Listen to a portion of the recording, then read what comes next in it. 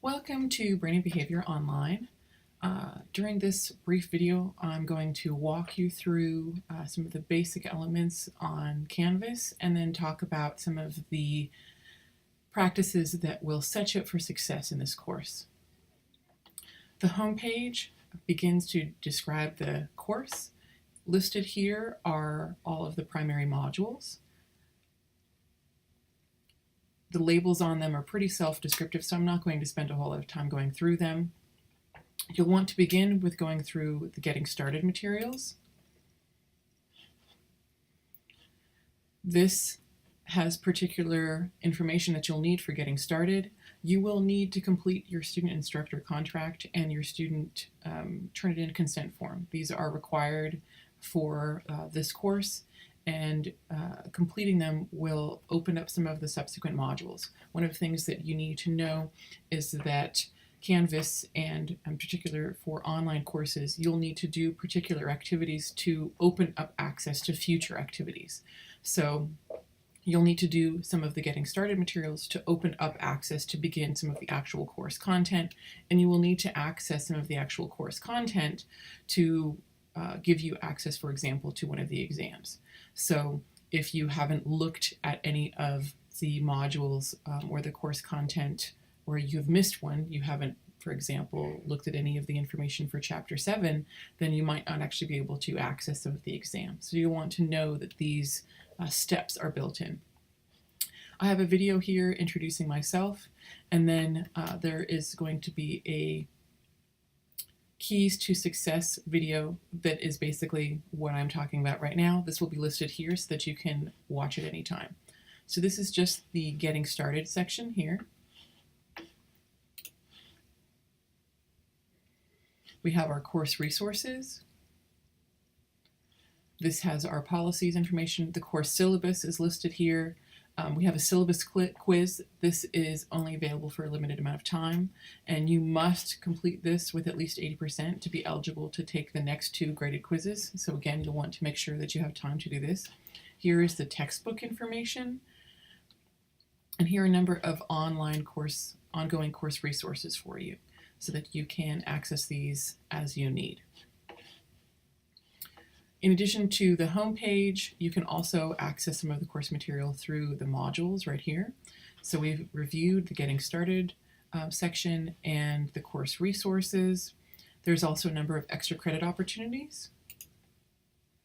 You can access these throughout the course, and you want to pay attention to them because some of them are only available at certain times. And then when you move on to the content modules, these are numbered, Module 1, Module 2, they have labels. All of the content is here, and you can access it in this module format. You can also click on the page for that module, which gives you access to everything in another organized fashion, okay? So each of the chapters has slides, and it also has lecture videos, which will walk you through the content.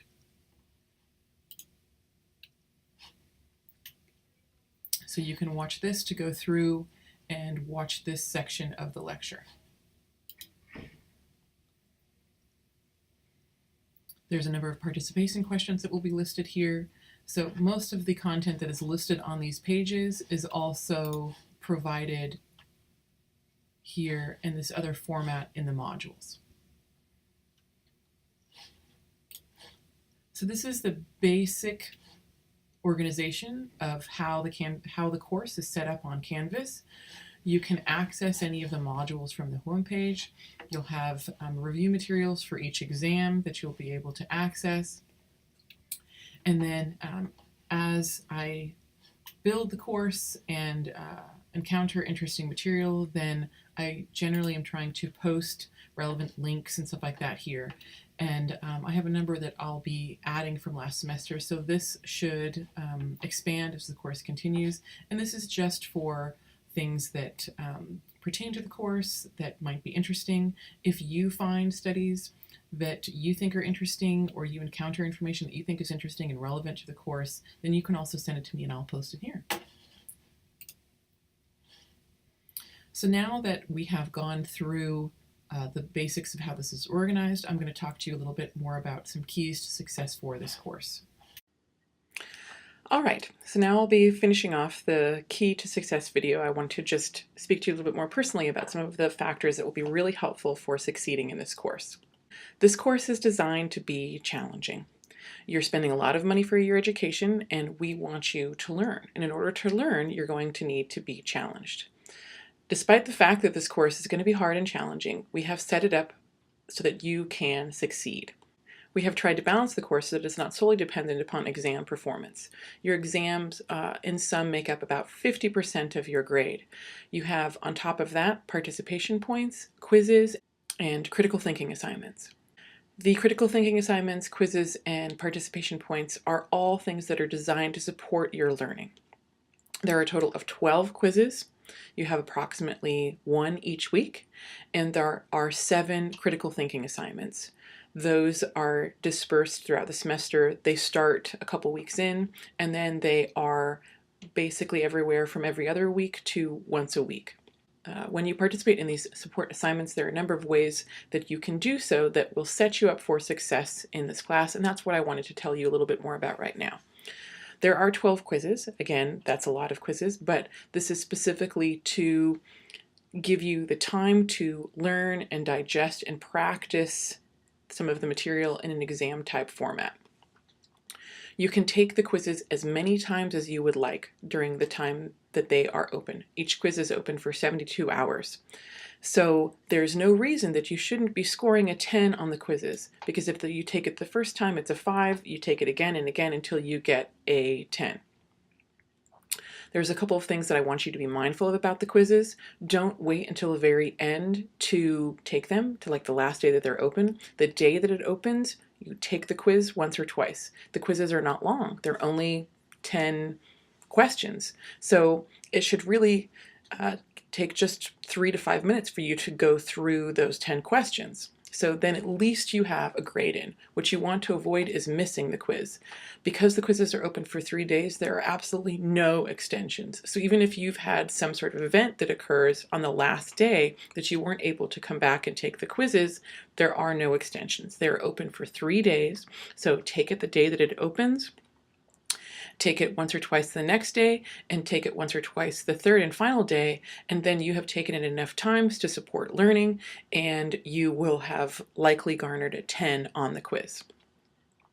So that's some of the main stuff that you want to be mindful about the quizzes. One other additional point for the quizzes are pulled from a question bank, so you will not see the same questions each time. The more times you take the quiz, the more different types of questions you will see, and this will give you a broader idea of the type of content that can be on the exam, and it will give you a broader test of your learning. Now we have the critical thinking assignments.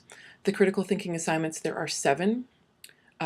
6 of them are a sort of more traditional writing prompt format where you will have the opportunity to choose between one of 2 prompts. When you make the choice, do not simply choose the prompt that you think will just be the easiest. Choose the prompt that you think is most interesting to you and that will give you the best chance to engage with the material in a way that will foster your overall learning for the course and help support your learning for exams. So make wise choices when you're deciding which critical thinking prompt to choose. The second critical thinking assignment is a little bit of a different format, and it walks you through how to delve deeper into the scientific research that is behind some of the popular science articles that you read. So each of the critical thinking assignments has sets of instructions, has specific prompts, and has to be submitted a specific way. I think those are the main points that you need to know about ahead of time going into this class. I want to have a little bit of one-on-one time to talk with you about these things because even though this is an online course, I still want to provide you with an opportunity to get advice from your instructor. So that's one of the things that this video is really designed for. If you do have any questions at any time, email me or email the TAs. The TAs for this course are individuals who have done well in the class, and they are there to support your success. They hold online office hours. videos, and they can be emailed at any time to ask questions. So thanks for enrolling. I'm glad you got into the class, especially because it tends to be pretty hard to get into, and I hope you have a great semester.